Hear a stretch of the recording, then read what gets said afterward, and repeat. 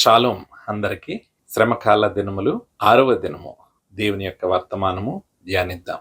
ఈరోజు దేవుడు మన కొరకు ఏర్పాటు చేసిన వాక్యము మత్తయి సువార్త 25వ అధ్యాయము 40వ వచనం. ఒకసారి చదువుకుందాం.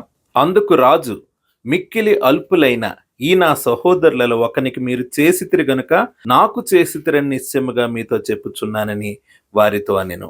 ప్రియమైన వారలారా, ఈ యొక్క వచనము మరి దేవుని యొక్క అంత్య తీర్పుకు సంబంధించిన వచనము. మరి దేవుడు అంత్యకాలమందు తీర్పు ఏ విధంగా తీరుస్తాడో, మరి గొర్రెలను మేకలను ఏ విధంగా వేరు చేస్తాడో చెప్పిన సందర్భము. ప్రియమైన వారలారా, మరి గొర్రెలు అనగా యేసుక్రీస్తు గొర్రెల మంచి కాపరిని అంటున్నాడు. మరి ఎవరైతే ఆయన స్వరం వింటారో, మరి ఆయన అనుసరిస్తారో, ఆయన యొక్క వాక్యం ప్రకారం జీవిస్తారో వారు గొర్రెలుగా, మరి దేవుని యొక్క ప్రియ బిడ్డలుగా వారు నిత్య రాజ్యాన్ని పొందుకుంటారు. అదేవిధంగా మరి ఎవరైతే దేవునికి విరుద్ధముగా, అదేవిధంగా దేవుని వాక్యాన్ని చెవిన పెడుతూ కొంతమంది నామకార్థంగా మరి జీవిస్తూ ఉండేవారు మరి మేకల వలె మరి వారు నిత్య నరకానికి వారు పాత్రులు అవుతారు.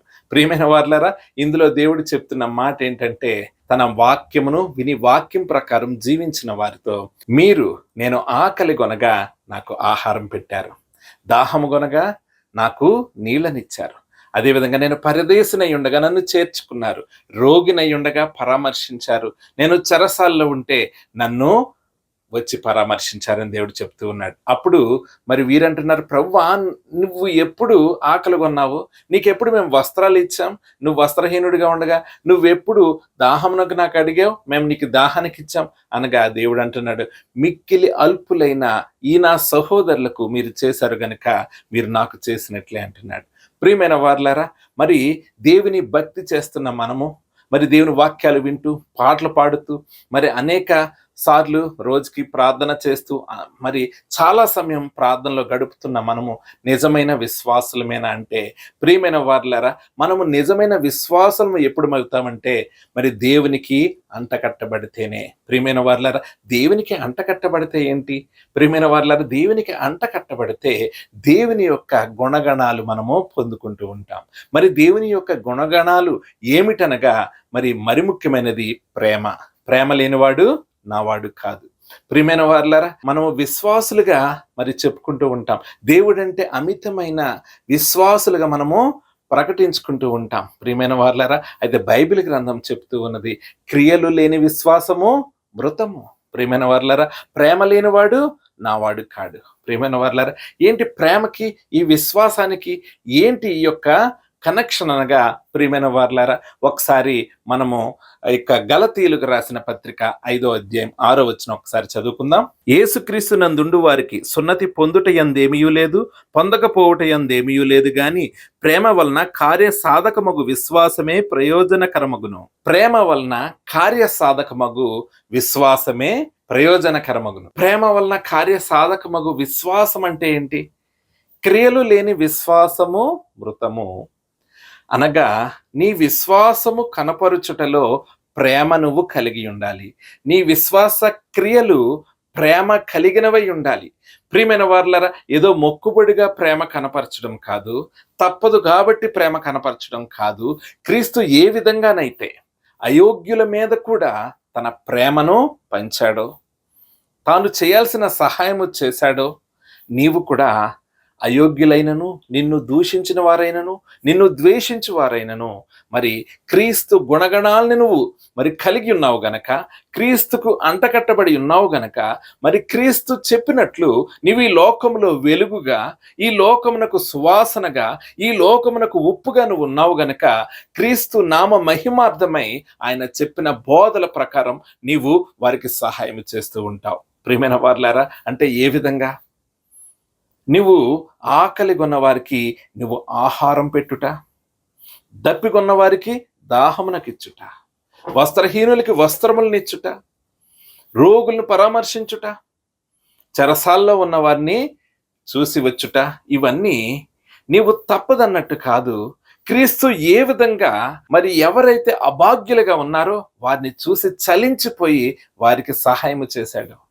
ప్రియమైన వారలారా, మరి యేసుక్రీస్తు 5 రెట్లు 2 చిన్న చేపల్ని మరి కొన్ని వేల మందికి పంచిపెట్టాడు ఆహారముగా. వారెవరు యేసుక్రీస్తు దగ్గరికి వచ్చి, ప్రభువా, నువ్వు 3 రోజులు నువ్వు వాక్యం చెప్తూ ఉన్నావు, మేము ఆకలిగా ఉన్నామయ్యా, మాకు కొంచెం ఆహారం ఇవ్వవా అని ఎవరు అడగలేదు. కానీ వారి యొక్క స్థితిని కనుగొన్న యేసుక్రీస్తు వారికి సహాయం చేశాడు. ప్రియమైన వారులారా, మరి నీవు కూడా విశ్వాస క్రియలు చేస్తున్న నీవు మరి ఏ విధంగా వారికి సహాయం చేస్తున్నావు? నిజముగా అభాగ్యులను చూసి నువ్వు వారిపైన ఔదార్యమును కలిగి ఉన్నావా? కదిలింపబడుతున్నావా?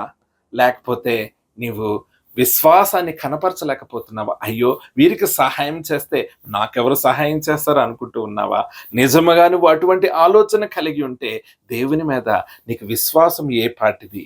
అందుకే కదా మరి బైబిల్ గ్రంథం చెప్తూ ఉన్నది, నువ్వు దేవుని నమ్ముతున్నావు, దేవుడు గొప్పవాడు, దేవుడు యేసుక్రీస్తు అని నువ్వు చెప్పడం ఏంటి? దయ్యములు కూడా గడగడ వణుకుచు చెప్పుతున్నావు కదా, క్రియలు లేని విశ్వాసము మృతము కదా అని బైబిల్ గ్రంథము మనకి తెలియజేస్తూ ఉన్నది. ప్రియమైన వారులారా, మన విశ్వాసం ఎలా ఉంది? మన ప్రేమ ఎలా ఉంది? నువ్వు దేవుని రాజ్యాన్ని పొందుకోవాలంటే దాన ధర్మాలు చెయ్యాలి అనే విధానము కాదు, కానీ క్రీస్తు ఏ విధంగా స్పందించాడో, ప్రతిస్పందించాడో, నీవు కూడా అభాగ్యుల విషయంలో ప్రతిస్పందించాలి. చాలామంది దేవుని మీద విశ్వాసాన్ని పక్కన పెట్టి కేవలం దాన ధర్మాలు చేస్తారు. ప్రియమైన వారులారా, మన యొక్క క్రైస్తవ విశ్వాసం ఎటువంటిదంటే దేవునితో అడుగుజాడల్లో, దేవునితో సహవాసం చేస్తూ, ప్రార్థనలో గడుపుతూ, వాక్య ప్రకారం జీవిస్తూ, దేవునితో ప్రత్యేక అనుబంధాన్ని కొనసాగిస్తూ క్రీస్తు ఏ విధంగా ప్రతిస్పందించాడో అభాగ్యుల ఎడల మనము కూడా ఆ విధంగానే ప్రతిస్పందించుట దేవుని బిడ్డల యొక్క ముఖ్య లక్షణం. ప్రియమైన వారులారా, మరి ఎంతో నిష్టగా లెంటు పాటిస్తున్న మనము అటువంటి హృదయం కలిగి ఉన్నామా? ఒకసారి పరిశీలించుకుందాం. లేకపోతే మనది మొక్కుబడి ప్రార్థనలు అయిపోతున్నాయి, మొక్కుబడి భక్తి అయిపోతుంది. ప్రియమైన వారులారా, దేవుని యొక్క హృదయం మనము కలిగి ఉండాలి. ప్రియమైన వారులారా, మరి బైబిల్ గ్రంథంలో కూడా రాయబడి ఉన్నది కదా, ఏ విధంగానంటే అతిథి మర్యాదలు చేయడానికి వెనకడుగు వేయొద్దు. కొంతమంది అతిథుల్ని సత్కరించి తెలియకనే దేవదూతలకు ఆతిథ్యం ఇచ్చారంట. ప్రియమైన వారులారా, మరి ఆ విధంగా చేసిన వారుగా అబ్రహామును మనము చూడొచ్చు. మరి ముగ్గురు ఆయన దగ్గరికి వస్తూ ఉన్నప్పుడు మమ్రే దగ్గర ఉన్న సింధూర వనములో తన యొక్క డేరా యొక్క ద్వారం దగ్గర వారిని చూసి వారి దగ్గరికి పరిగెత్తుకుంటూ వెళ్ళి ఆ మెట్ట మధ్యాహ్నం వారి ముందు సాగిలపడి, ప్రభువులారా, ఈ మార్గం కూడా వెళ్తున్నారు కదా, కొంతసేపు ఈ చెట్టు నీడన మీరు విశ్రాంతి తీసుకోండి, కొంత ఆహారం తెస్తాను, మీరు దాన్ని తిని మరి తృప్తి చెంది కొంతసేపు విశ్రాంతి తీసుకొని మీ ప్రయాణాన్ని కొనసాగించండి అని చెప్పాడు. ప్రియమైన వారులారా, తెలియకనే మరి అబ్రహాము దేవదూతలకు మరి ఆ యొక్క ఆతిథ్యం ఇచ్చాడు. ప్రియమైన వారులారా, మరి మనము అతిథి సేవ ఏ విధంగా చేస్తున్నాము? మనకి నచ్చిన వారికి ఒకలాగా, నచ్చని వారికి ఒకలాగా. ప్రియమైన వారులారా, క్రీస్తును కలిగి ఉన్న వారికి ఒకలాగా, క్రీస్తును కలిగి లేని వారికి ఒకలాగా. ఒకసారి ఎప్పుడైనా గమనించండి, మరి చాలామందికి మిషనరీ స్కూల్స్, మిషనరీ హాస్పిటల్స్ తెలుసు. మరి గతంలో వారు ఫ్రీ ఎడ్యుకేషన్, ఫ్రీ మెడిసిన్స్ ఇచ్చేవారు. వారు ఎప్పుడైనా కేవలం క్రైస్తవులకు మాత్రమే ఫ్రీ ఇచ్చారా? వారందరికీ ఫ్రీ ఇచ్చారు కదా. అనగా ప్రతి ఒక్కరూ దేవుని ప్రేమను వారు చవి చూడాలని, లోకములో వారు వెలుగుగా, ఉప్పుగా, సువాసనగా ఉండాలని వారు ఆ క్రియలు చేశారు. అది దేవుని యొక్క ప్రేమ చేత నడిపింపబడుతూ వారు చేశారు. మనము కూడా అటువంటి ప్రేమను కలిగి ఉన్న వారమై ఉండాలి. ప్రియమైన వారులారా, అదేవిధంగా ఈ రోజుల్లో మరి ప్రేమను కనపరచడం, విశ్వాస క్రియలను ప్రేమతో పరిపూర్ణంగా చేయడంలో ఎన్నో డిఫరెన్సెస్ మనం చూస్తూ ఉన్నాం. వాటి గురించి బైబిల్లో ఏ విధంగా రాయబడి ఉన్నదో ఒకసారి పరిశీలిద్దాం. యాకోబు పత్రిక 2వ అధ్యాయం 4వ వచనం నుంచి 9వ వచనం వరకు ఒకసారి చదువుకుందాం. మీ మనస్సులలో భేదములు పెట్టుకొని మీరు దురాలోచనతో విమర్శ చేసిన వారొగుదురు కారా? నా ప్రియ సహోదరులరా, ఆలకించుడి. ఈ లోక విషయంలో దరిద్రులైన వారిని విశ్వాసమందు భాగ్యవంతులుగాను, తన్ను ప్రేమించు వారికి తాను వాగ్దానం చేసిన రాజ్యమునకు వారసులుగాను ఉండుటకు దేవుడు ఏర్పరచుకొనలేదా? అయితే మీరు దరిద్రులను అవమానపరచుదురు, ధనవంతులు మీ మీద కఠినముగా అధికారము చూపుదురు, మిమ్మును న్యాయసభలకు ఈడ్చుచున్న వారు వీరే గదా. మీకు పెట్టబడిన శ్రేష్టమైన నామమును దూషించువారు వీరే గదా. మెట్టుకు నీవలేని పొరుగువాన్ని ప్రేమించుమను లేఖనంలో ఉన్నట్టి ప్రాముఖ్యమైన ఈ ఆజ్ఞను మీరు నెరవేర్చిన ఎడల బాగుగానే ప్రవర్తించువారగుదురు. మీరు పక్షపాతము గలవారైతే ధర్మశాస్త్రం వలన అపరాధులని తీర్చబడి పాపము చేయువారగుదురు. ప్రియమైన వారులారా, మరి ఇక్కడ సంఘంలో జరుగుతున్న కొన్ని భేదాల గురించి దేవుని వాక్యము మనతో స్పష్టంగా మాట్లాడుచున్నది. ప్రియమైన వారులారా, కొంతమంది వారి యొక్క ఆర్థిక పరిస్థితులను బట్టి వారికి విలువ ఇచ్చే విధానము సంఘాల్లో ఉన్నదని దేవుని వాక్యం మనకి ప్రస్ఫుటముగా మాట్లాడుతూ ఉన్నది. ప్రియమైన వారులారా, ఈ రోజుల్లో కూడా సంఘంలో ఆర్థికపరమైన పరిస్థితులను బట్టి మరి స్నేహాలు ఉంటాయి. ఆర్థికపరమైన పరిస్థితులను బట్టి సంఘ సభ్యుల మధ్య మాటలుంటాయి, వారి ఇళ్ళకి రాకపోకలు ఉంటాయి. ప్రియమైన వారులారా, మరి ఇది దేవుడు చేయకూడదని చెప్తున్నాడు. ఏ విధంగా అంటే, పేదవారైనను తనని ఎంతమంది విశ్వసిస్తారో వారందరూ మరి దేవుని రాజ్య వారసులగుటకు దేవుడు వారికి అవకాశం ఇచ్చాడు. వారిని తన కుమారులుగా మాట్లాడుచున్నాడు, వారిని తన కుమారులుగా స్వీకరిస్తున్నాడు. అయితే ప్రజలు వారిని తోటి సహోదరులుగా మరి చూడలేని పరిస్థితి. ప్రియమైన వారులారా, కొంతమంది మరి విద్యాధికులు, లేకపోతే పెద్ద ఉద్యోగాల వారు, లేకపోతే పెద్ద బిజినెస్ పీపుల్ మరి చిన్నవారిని చూడడానికి, చిన్నవారితో సహవాసం చేయడానికి వారు క్రైస్తవులైనను తోటి సంఘ సభ్యులైనను వారితో ఎంతో భేదంగా చూస్తున్న వారు మరి అనేక మంది ఉంటున్నారు. ప్రియమైన వారులారా, అదేవిధంగా కులాలను బట్టి విడిపోతున్న సంఘ సభ్యులు ఉంటున్నారు. ఒకే సంఘంలో వారు ఒకే సంఘం దగ్గరికి వెళ్తూ ఉంటారు, ఒకే పాస్టర్ గారి వాక్యాలు వింటూ ఉంటారు. ప్రియమైన వారులారా, క్వైట్ టీముల్లోనూ మరి అవసరం వచ్చినప్పుడు అందరూ కలిసికట్టుగా ఉన్నట్టు ఉంటుంటారు. కానీ సిచ్యువేషన్ వచ్చినప్పుడు ఎవరి కులానికి వారు ప్రత్యేకముగా జీవించే పరిస్థితులు, ప్రత్యేకంగా సహవాసం చేసే పరిస్థితులు వస్తూ ఉంటున్నాయి. ప్రియమైన వారులారా, వారి గురించి చెప్తూ ఉన్నాడు. నిన్ను వలె నీ పొరుగువాన్ని ప్రేమించుమన్న యొక్క వాక్యాన్ని, ఆజ్ఞను మీరు మీరుతున్నారు కదా, మీరు అపరాధులవుతారు. ఒకవేళ నీ హృదయంలో నీ తోటి విశ్వాసి ఎడల చదువును బట్టు, ధనమును బట్టు, ఉద్యోగాన్ని బట్టు, వ్యాపారాన్ని బట్టు, కులాన్ని బట్టు నీవు వారి ఎడల భేదాల్ని చూపిస్తూ ఉంటే నీవు పాపం చేస్తున్నట్లే. ఇది నా మాట కాదు ప్రియమైన వారులారా, ఇది దేవుని వాక్యము.